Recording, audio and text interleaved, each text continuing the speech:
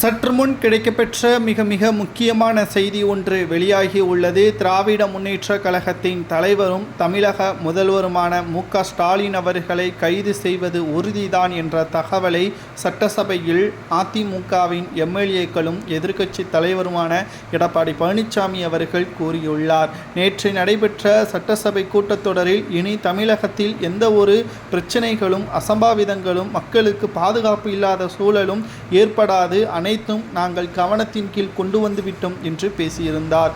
ஆனால் நேற்று அவர் பேசி வீட்டிற்கு செல்வதற்கு முன்பாகவே 4 கிட்டத்தட்ட மக்களுக்கு பாதுகாப்பு இல்லாத அச்சுறுத்தல் செய்யக்கூடிய திமுகவின் நிர்வாகிகளால் ஏற்பட்டிருப்பதாகவும், தென் மாவட்டங்கள் முழுவதும் மிக மோசமான நிலைமையில் இருப்பதாகவும், பாதுகாப்பு இல்லாத சூழல் நிலவி வருவதாகவும் இன்று எடப்பாடி பழனிசாமி அவர்கள் முதல்வர் மு.க.ஸ்டாலின் அவர்களிடம் தெரிவித்துள்ளார். நேற்று சொன்ன உடனே 4 சம்பவங்கள் அரங்கேறியுள்ளது.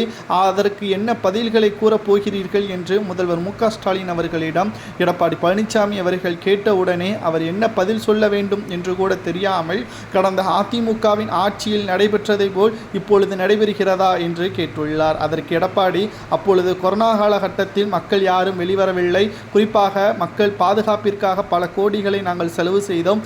ஆனால் இப்பொழுது நீங்கள் ஊழல் செய்வதற்கும் அதை பாதுகாப்பதற்கும் சிறைக்கு செல்லவிடக்கூடாது என்பதற்காக மட்டும்தான் பாதுகாப்பாக இருக்கிறீர்களே தவிர மக்களின் வாழ்வாதாரத்திற்கும் அவர்களது பாதுகாப்பிற்கும் உங்களால் என்ன செய்ய முடிகிறது என்பதையும் எடப்பாடி பழனிசாமி அவர்கள் கேட்டவுடனே சட்டசபையில் திமுகவினர்கள் அமைதியாகி மறுபேச்சு பேசாமல் தற்பொழுது அதிமுகவின் கேள்விற்கு பதிலை கூறாமல் வேறு விதமாக மாற்றியமைத்து சபாநாயகர் அந்த கேள்வியை திசை திருப்பிவிட்டார்.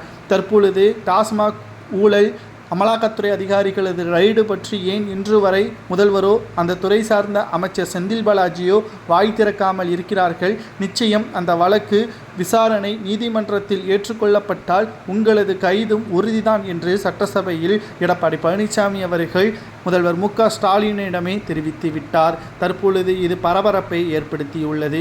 முதல்வர் மு.க.ஸ்டாலின் அவர்களது கைது உறுதி செய்யப்பட்டு விட்டால் தமிழகத்தில் கடைசி ஆண்டு 5வது ஆண்டை பூர்த்தி செய்யாமல் ஆட்சியை கலைக்கக்கூடிய நிலைமை ஏற்பட்டால் அடுத்த முறை நிச்சயம் எதிர்க்கட்சி அந்தஸ்தை கூட உங்களால் இழக்க நேரிடும் என்பதையும் அதிமுகவினர்கள் தெரியப்படுத்தி இருப்பதுதான் தற்பொழுது திமுகவின் தலையில் மிகப்பெரிய ஒரு இடியை இறக்கியிருக்கிறது.